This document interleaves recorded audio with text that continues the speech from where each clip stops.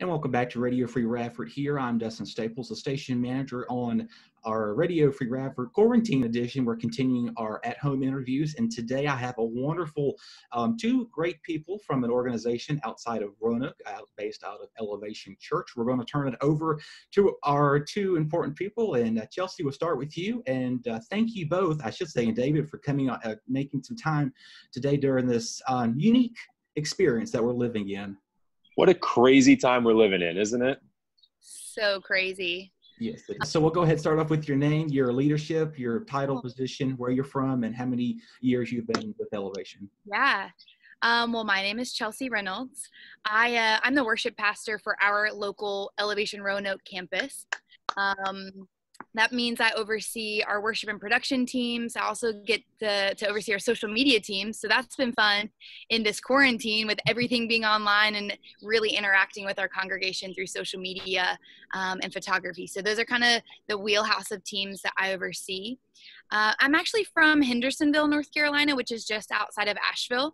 We have another location in Asheville, so it's pretty cool to know that our church is one church, but many locations, even back in my hometown, which is pretty neat.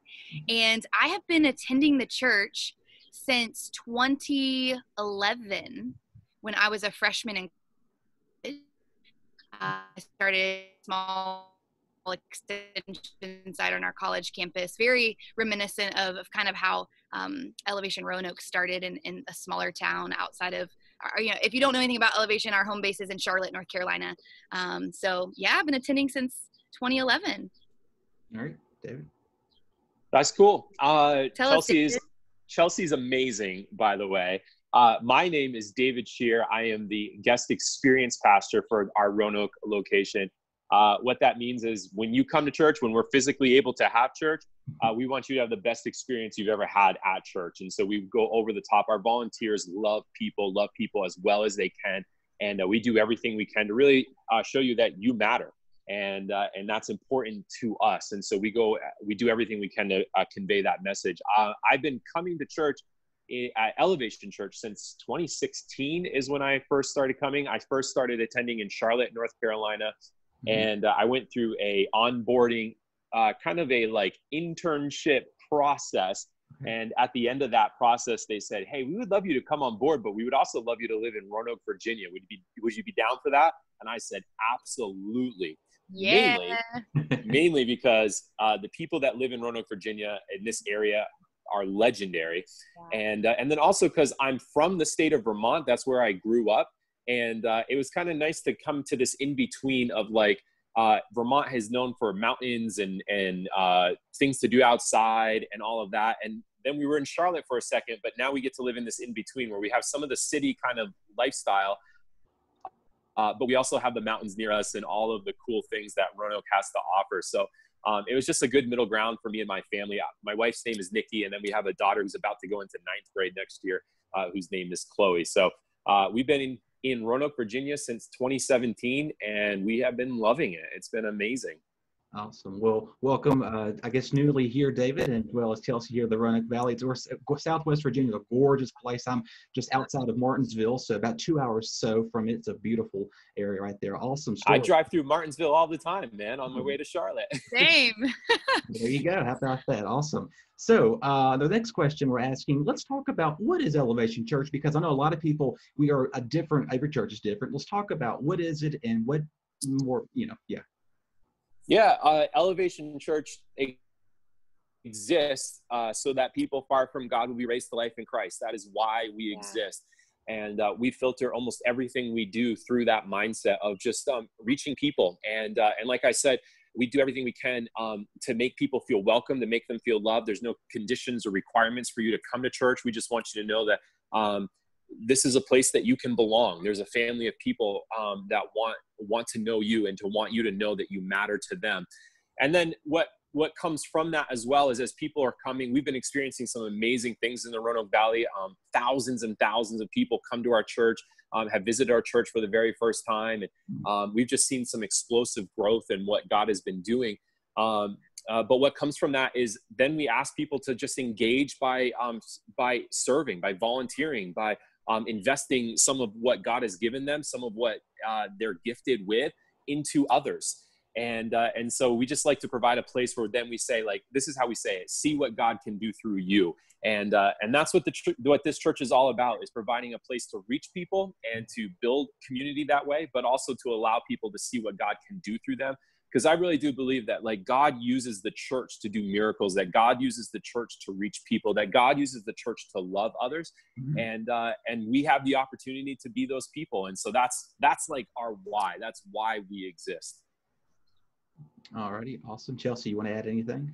I mean, I know David said I was awesome. David's the real GOAT, guys. David is the man. I couldn't have said it any better. So no, I have nothing else to add there. Awesome. So there you go. And our next question we're asking, how has the support been like since the church was there and to where it came from, and you see people there on a regular basis? Can you elaborate a little bit on what you mean by support? So like as in the community or people, or like your other campuses around the United States, or just your church itself? I mean, I think it's been amazing. I hear time and time again as people come for the first time. I think the first impression of our church usually is, oh, that's the big concert church, or you see a lot of teenagers come, and maybe not so much now as in the past, but like parents coming like, why are you going to that church? I'm curious why you're so on fire for God after going there. Like, is there something, are they giving you the Kool-Aid to drink or something kind of sketchy?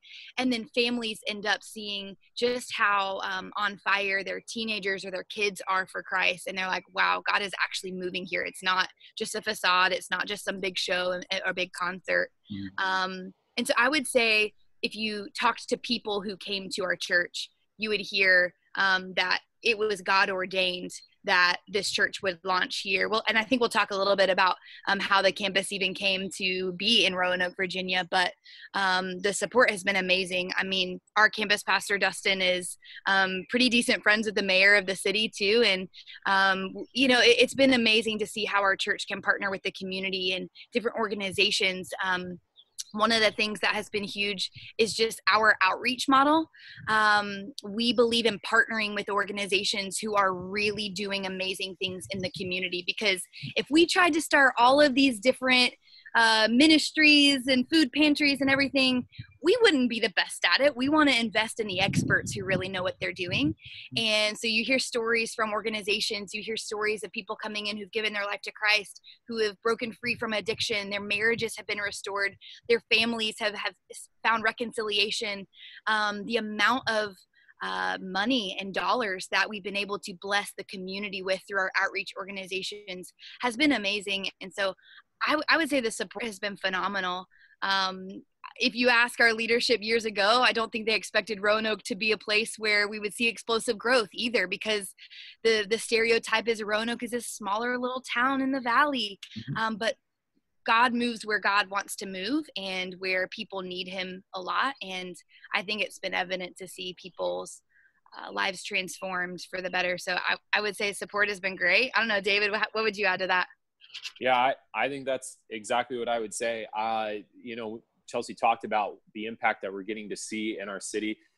We've been able to give over $100,000 to places, local partners of ours who are reaching our city in ways that we can't, that they're the experts in, and we've been able to give millions around the world. And I'm just so proud of our church to be those kind of people who, like, wherever the need is, we want to be there. We want to be supporting that. And then we celebrate things locally. Like we've seen over 6,000 people make a decision to trust Jesus with their life in Roanoke, Virginia, and just in Roanoke, in this area, And so for us, like, yeah, what our church is seeing here locally, like, we're celebrating that all around the world. And that's one of the things we're proud of with our organization and our church, is that we have a global expression of things that are happening everywhere, that, like, people as far away as the Philippines are engaging with what God is doing. But also, we also have a local expression of that, that you and I get to see and be a part of in Roanoke, Virginia, and seeing how lives are changed and impacted, and that we get to build community together right here in Roanoke.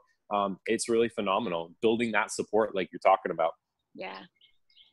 Awesome stories there. And like I said, like a lot of people come to this church, they're thinking like, I don't know about, but then, they continue to get involved with it. And like, this is the place where I was meant to be and so forth like that. Awesome stories. Now we'll go back to Chelsea's question earlier. You talked about that. If you want to go and answer that one, how it all came about and everything, I think it was. Yeah. David, tell them about the Bernards. Yeah. So in I think it was in 2012, Brandon and Shayna Bernard, their lives were impacted by the church when they went and visited in Charlotte, North Carolina. They're and there's just something. Roanoke, grew they're up from here, Roanoke. got family, friends, like the whole works. They're from here. This is their city. Yeah, like they love this city, and at first they were like, we love this church so much, and God has used it so much to impact us that maybe we should move to Charlotte and be a part of it. And someone planted in their head the idea of like, hey, what would happen if you just invited some people to experiment with what it would look like to do that in Roanoke, Virginia? And so like on a random Sunday, they invited a few friends and family members to sit in a basement and watch church on a television together. And there's three things that our campus takes a lot of pride in, and three things that our campus is known for. They are praying, fasting, and bringing people to church. And I really love that because the first two are really about faith. You're fasting and praying, believing for things that only God can do. But then the Bible talks about how faith without works, faith without action is dead. And so I love how the third component is an action thing. It's a decision to say like, hey, I'm going to invite someone to church. I'm going to bring someone to church. And those three things were part of our culture and who we are in Roanoke, Virginia from the very beginning, when Brandon and Shane and Bernard were inviting people to their basement to watch church together. And they just continued to invite people to come. And we just saw people it exploded. Soon there were dozens of people coming, and then there were hundreds of people coming. And then Charlotte, the church in Charlotte kind of took notice of what was happening, and they sent up some staff members to just start to invest into the group that was here. And then it went from hundreds to thousands. And now every single week we have the opportunity to impact thousands of people in Roanoke, Virginia. And it was just like the faith of a couple that said like, here I am, God. If you can use the gifts that I have and the passion that I have, like, I want you to be able to do that. And God did. God moved. And that's true for you too. That's true for every single person watching this or listening to this right now, that when you say like yes to the little bit of faith that you have, and yes to the little bit of the ask that God is making of you, that God has this way of multiplying it and using it in ways that you can't even imagine yet. But it's all because you are willing to take a step of faith, to step into what God has for you. And that's what we've been seeing in Roanoke, Virginia. We're kind of proof of that simple beginning turning into something amazing. That's an awesome story. And again, can do kudos to the founders. That something like that would have existed, who would have known you would not be right there where you are today. So that's awesome to hear. So true. We tell them that all the time. They still attend our campus and are tied with it. Their oldest daughter, how old is Ellie? Oh gosh, 6, I think. She just gave her life to Christ this year. So that was something really special that they got to experience and see full circle of like, okay, even if God called us to plant this church so that our own daughter could be impacted and come to know Christ. Like, I mean, we were just all weeping like, oh my gosh, that's so powerful. It was pretty special. So cool. Awesome. So cool. That's awesome. So our next question we're going on here. So in what way, maybe shape or form, that has this church, when you started going, kind of helped develop over time to where you are right now? I would say the biggest thing for me is just the sense of community it's brought. I'm a very extroverted person. I love being around people. So that's important for me. And I mean, so I started attending the church in college, and my group of best friends, we all did church together. There's something special when you surround yourself with people who are in alignment and moving in the same direction that you want to move. And I think so many people find that here. That's what I found here. I found my husband here. We're married and we do ministry together. And Jake is awesome.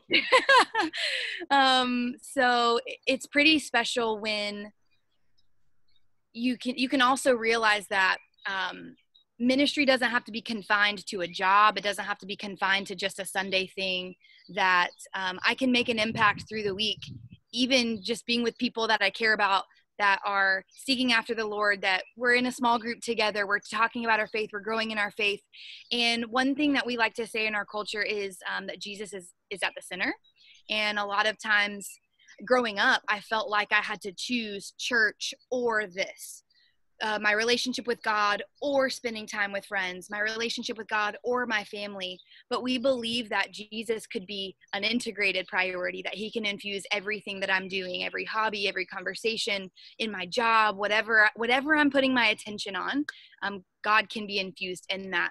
And I think that's the thing that has been so powerful for me, is knowing that my community, yes, I've got people and friends and relationships outside of the church, maybe don't go to Elevation Roanoke, but the majority of my community has been found and rooted in a Christ-based support system, and that's been phenomenal for my husband and I.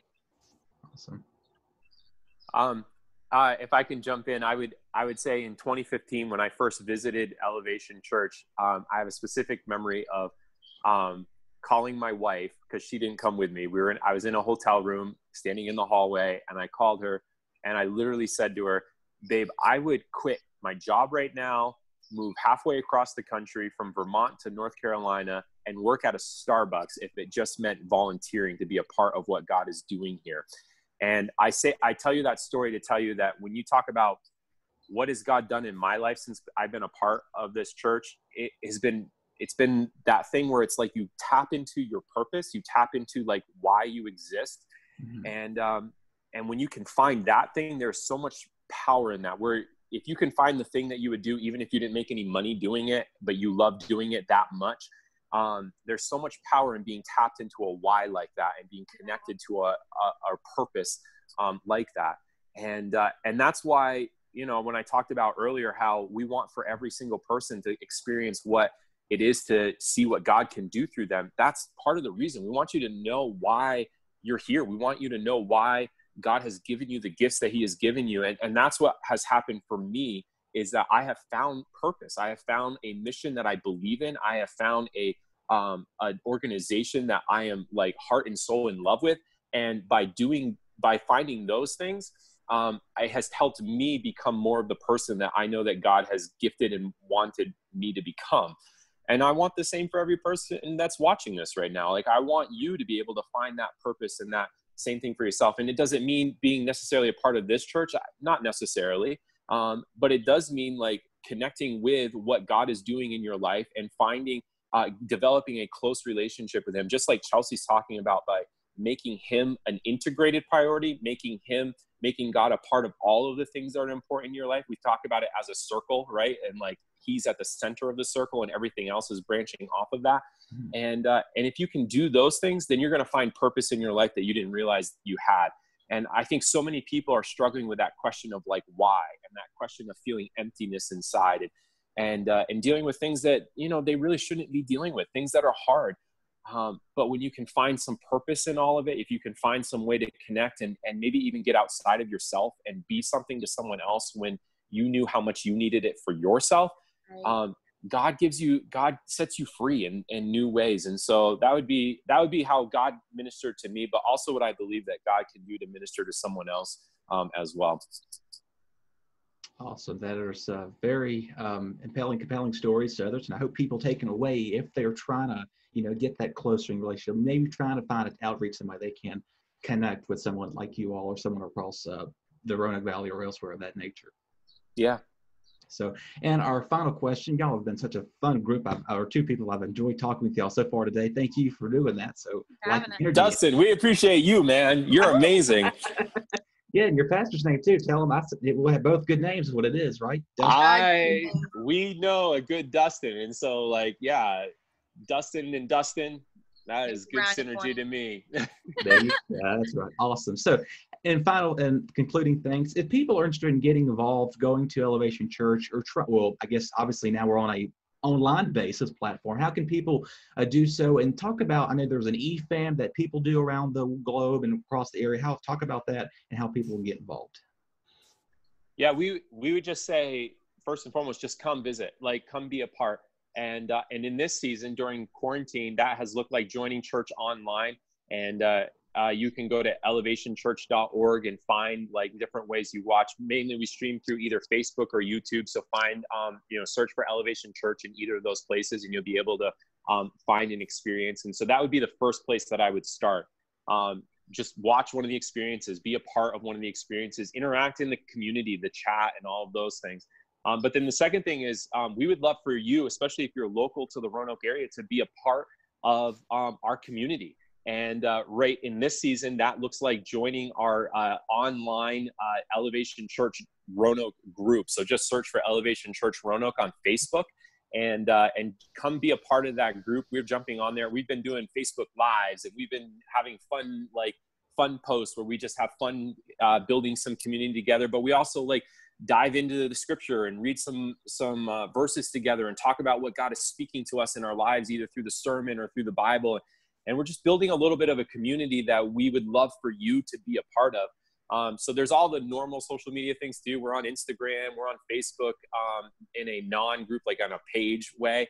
But my encouragement to you would be to watch the experience, and then to join our Facebook group. And then when we're physically able to meet again, we would love to have you come to church and just hang out with us, and we can build a connection that way as well. And you we also have, I'm so sorry, go ahead. And you all are located where exactly?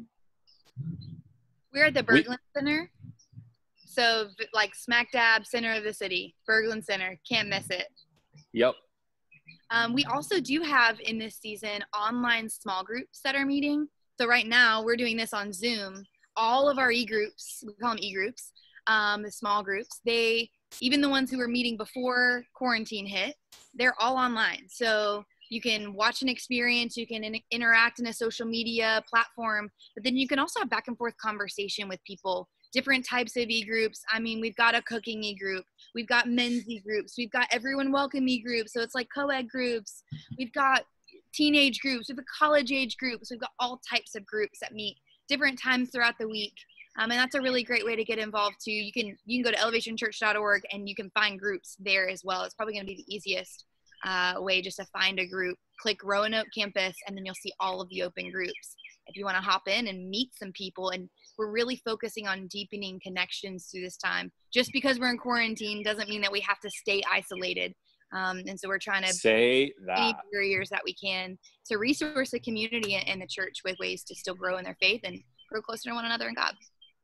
Awesome. So I'm pretty sure a lot of people are now getting more involved on these online platforms and digital e-groups and stuff of that nature. I think. Yeah, awesome. we've had people say they felt more connected in this season than ever before, which is mind-boggling to me. But mind-blowing to me. But it's what we're trying to go for. We're trying to help people build community, especially right now when they need it the absolute most. And we want to be the kind of church that provides that for people. All righty. Well, it has been a pleasure talking with you both. Is there anything else that you want to add in that we may have left out? I would just reiterate, hey, we would love to have you come to church, and you belong here. You matter. You matter to us. You matter to God. And maybe you needed to hear that today, that God cares about you and that you matter to him and that you matter to our church as well. And so just like we were just saying, jump in online, watch an experience, or we'd love to have you visit when it's safe to reopen. We don't know when that timeline will be, but when we do meet again, it will be at the Berglund Center in downtown Roanoke. And you can find us there, and we can't wait to greet you and help you find your community, your place to belong. All righty. Well, that's some good info to pass along, and I want to thank you both for taking some time today during this anytime. So thank you both. Thank you, Dustin. You're the man. Grateful for you, man. Yes, you're welcome.